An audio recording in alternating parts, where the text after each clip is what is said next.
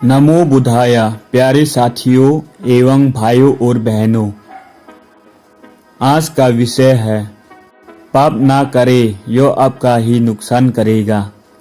शिकारी और एक भिक्षु की कहानी। कहानी को शुरू करने से पहले मैं सभी प्यारे साथियों एवं भाइयों और बहनों से एक अनुरोध करना चाहूँगा।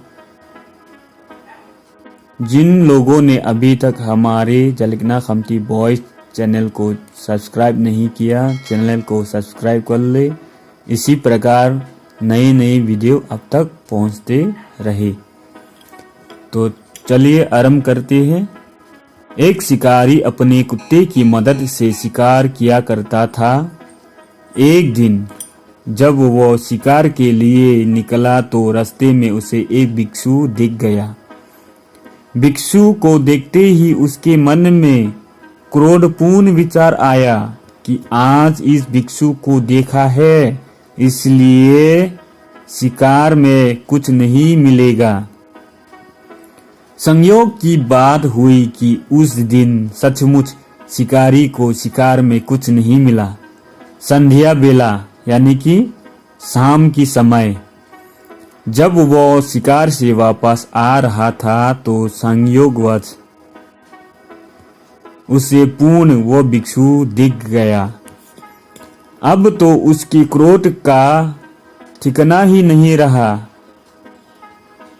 उससे बहुत क्रोध आ गया। तो उसने क्या किया? उसने सोचा कि सुबह सुबह इस भिक्षु के दर्शन के कारण ही मुझे आज शिकार में कुछ भी प्राप्त नहीं हुआ। ऐसा सोचकर उसने भिक्षु को मारने के लिए उसके पीछे अपने कुत्ते को छोड़ दिया। भय से तस होकर भिक्षु पास की एक वृक्ष पर चढ़ने लगा, किंतु शिकारी ने उसे नहीं छोड़ा।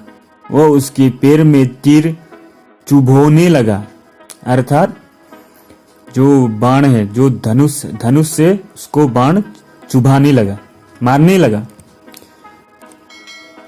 भिक्षु को असीम पीड़ा होने लगी और अपने को बचाने के लिए वो इधर उधर हिलने लगा। इस प्रक्रिया में उसका चीवर गिर गया और शिकारी के ऊपर धक गया। तो जब भिक्षु का चीवर गिर गया तो शिकारी के ऊपर ही वो चीवर धक गया था।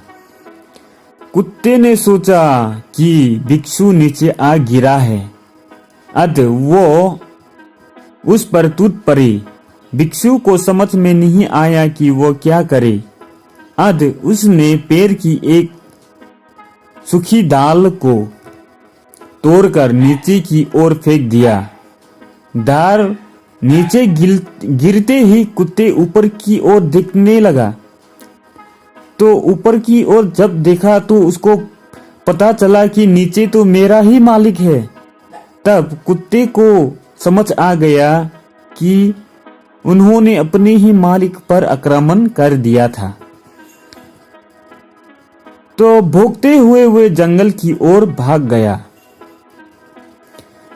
भिक्षु नीचे उतरा तो उसने देखा कि शिकारी मर चुका था।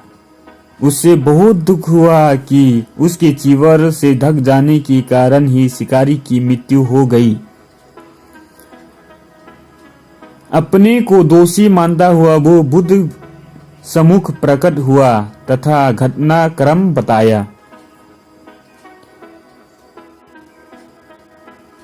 बुद्ध ने उसकी शंका का समाधान करते हुए बताया कि वो निर्दोष है, उसका शील भी भंग नहीं हुआ है।